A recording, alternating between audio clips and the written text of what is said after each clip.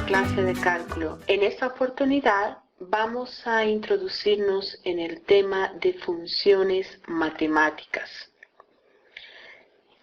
En esta clase nos vamos a responder una importante pregunta. ¿Qué son las funciones y cómo se las representa en matemáticas? En la vida cotidiana, continuamente surgen situaciones en las cuales dos o más magnitudes se relacionan entre sí mediante alguna regla matemática. Es ahí donde, sin darnos cuenta, están presentes las funciones. Lo más interesante es que, aún sin conocerlas de manera formal, nosotros las estamos utilizando continuamente en la realidad.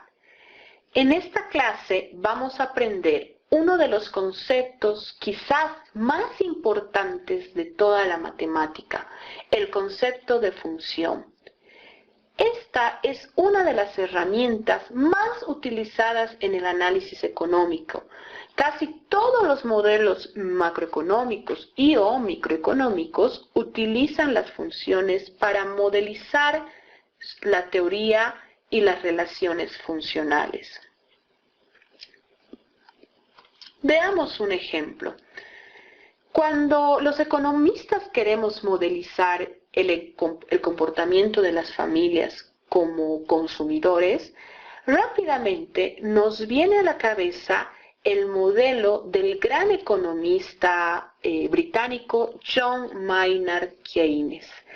Él estableció una función de consumo donde destacó que entre todos los factores que influyen en el consumo de los hogares, dos factores tienen una importancia relevancia, que son el factor consumo autónomo y el factor ingreso disponible. El consumo autónomo es un tipo de consumo que siempre va a tener cualquier familia independientemente de las circunstancias. Dentro de este consumo, por ejemplo, se encuentran los gastos mínimos de subsistencia, los gastos tradicionales. Este consumo autónomo viene ya dado, por lo tanto, se lo considera como una constante. Sin embargo, la mayor parte del consumo de las familias depende de la renta disponible, del ingreso disponible. Cuanto mayor sea el ingreso, se espera que mayor sea el consumo. Y aquí viene una intuición económica muy interesante, pues intuitivamente podemos decir que a medida que el ingreso disponible es mayor, la tendencia es que el consumo también aumente. A partir de este análisis económico, se estableció matemáticamente que la función consumo depende esencialmente del ingreso disponible y se modelizó la función consumo como una ecuación de recta, donde el consumo es igual a ese consumo dado, ese consumo autónomo, más una pendiente denominada propensión marginal a consumir, multiplicado por el ingreso disponible. John Maynard Keynes encontró que los hogares o las familias no tienden a consumir todo su ingreso. Por ello, se introdujo en esta ecuación lo que denominó propensión marginal a consumir, que en realidad es una tasa de variación de cómo varía el consumo cuando varía el ingreso. Dichos en palabras sencillas, cuando el ingreso aumenta en una unidad, ¿en cuánto aumenta el consumo? Esta propensión marginal a consumir se encontraría entre 0 y 1, pues no es lógico que si se aumenta el ingreso, no aumente en nada el consumo. Ni tampoco es lógico que toda unidad monetaria, todo aumento del ingreso, se lo destine completamente al consumo, pues hay una parte que se iba a destinar o se destinaría al ahorro. ¿Podemos representar esta forma funcional o esta función gráficamente? Claro que sí. Si nosotros tenemos un eje vertical, que es el consumo, conocida como la variable dependiente, y en el eje horizontal o el eje de las abscisas tenemos el ingreso disponible, conocida como la variable independiente. Si el ingreso disponible fuese cero, pues no se espera que el consumo sea cero, porque ahí tenemos el consumo autónomo, el consumo mínimo. Por lo tanto, la función de consumo no nace en el origen 0,0, sino nace en el nivel del consumo autónomo. Esta representación funcional gráficamente se la puede ver como una recta, donde el consumo autónomo que tenemos aquí viene a representar el origen de la recta. La propensión marginal a consumir representa la pendiente de la recta, que quiere decir que cuando aumenta el ingreso en una unidad monetaria, el consumo tiende a aumentar en el valor de la propensión marginal a consumir, conocido como la pendiente, y que además esa pendiente es positivo, pues se establece ya intuitivamente una relación directa entre consumo e ingreso disponible. Y al haber esta relación directa, se establecería que la pendiente es positiva. Así, existen muchos modelos que suponen relaciones funcionales, por ejemplo, modelos como la función de la demanda, la función de la oferta, la función de la utilidad, la función de la producción, etc. De ahí que es muy importante entender lo que es una función en matemáticas para que nosotros podamos entender la teoría económica como tal. Por lo tanto, ¿qué es una función en matemáticas? Veamos un ejemplo. Supongamos que queremos determinar el efecto del precio sobre el número de unidades de iPod que se venden a dicho precio. Para estudiar esta relación se necesita contar con un conjunto de precios permisibles, por ejemplo, estos que tenemos aquí, y con un conjunto de niveles de venta que puedan asociar cada precio a dicho nivel de venta. Nosotros establecemos una regla que relaciona los precios con la cantidad de ventas, una función del precio. Y establecemos que cada precio corresponde, al aplicar esta recta, corresponde a una cantidad de ventas de iPod. Por lo tanto, podemos decir de manera técnica que una función es una regla que asigna a cada objeto de un conjunto A exactamente un único elemento de un conjunto B. El conjunto A está compuesto por valores que forman parte del dominio de una función. Y el conjunto B, que se denomina también rango, o en otros libros pueden encontrarlo como recorrido o como imagen de la función. Entonces, la relación que hay entre el dominio y el rango está establecido por una función. En este curso vamos a trabajar solo con funciones reales. Por lo tanto, es muy importante aclararles que el dominio y el rango son conjuntos que pertenecen al conjunto de números reales. La función como tal se las denota con la letra F, G, H, etc. El valor de la función que la función asigna al número X, es decir, a la variable independiente en su dominio, se denotará como función de X. Y aquí quiero aclarar que esto se lee como función de X, no como función por X.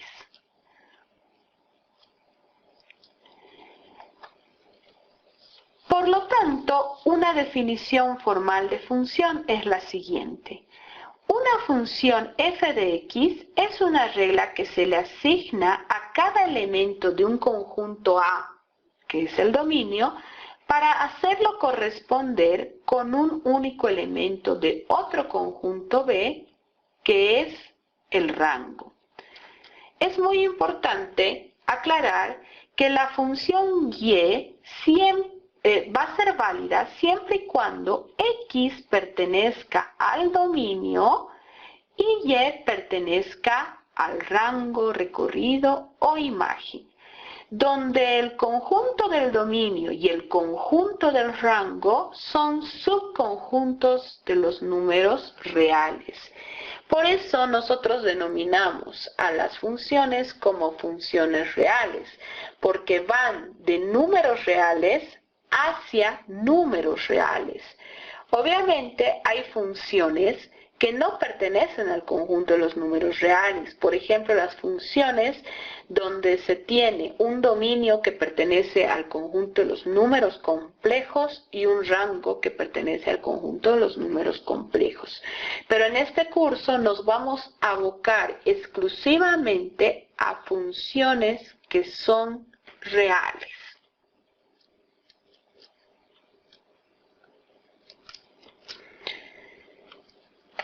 De manera intuitiva o figurativa, se suele explicar a una función como una máquina que tiene una entrada y una salida.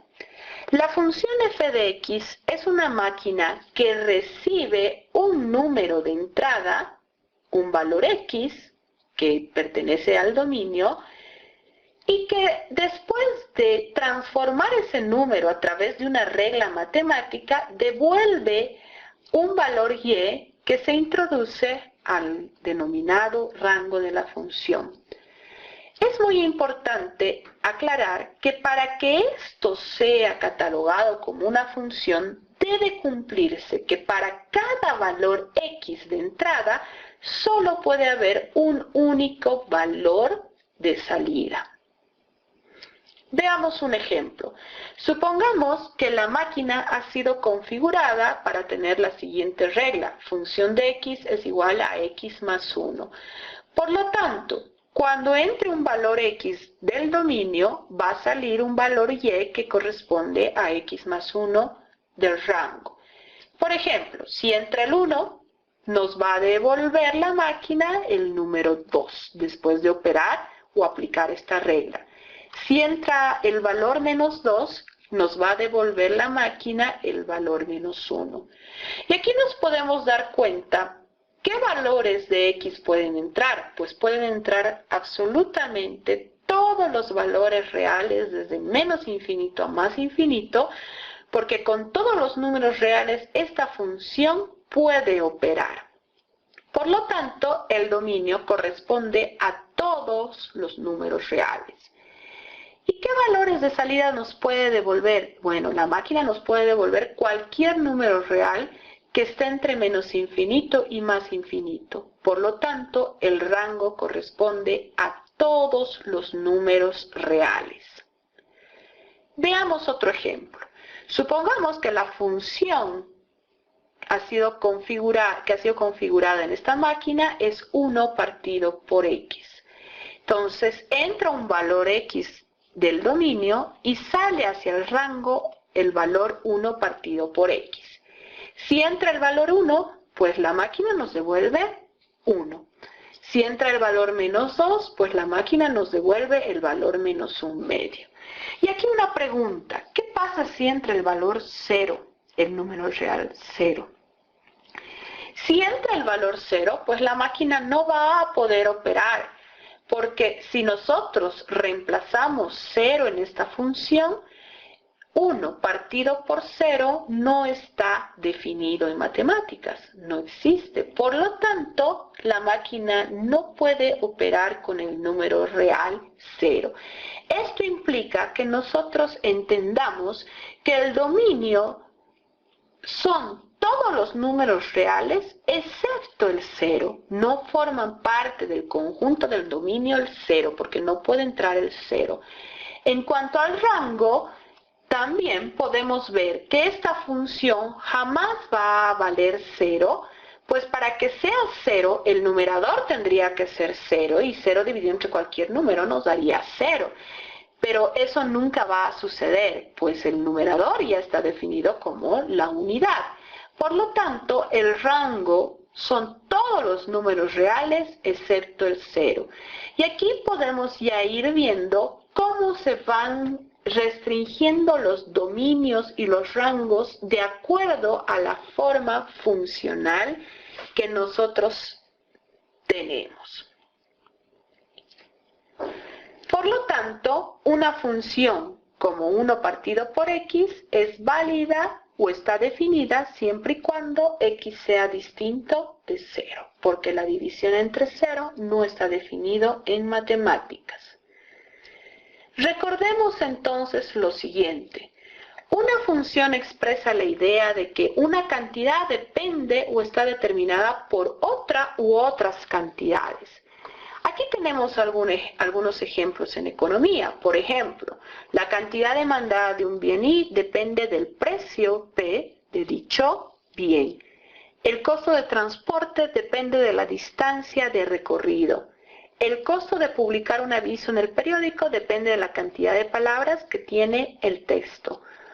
O el poder adquisitivo de una moneda depende de la inflación.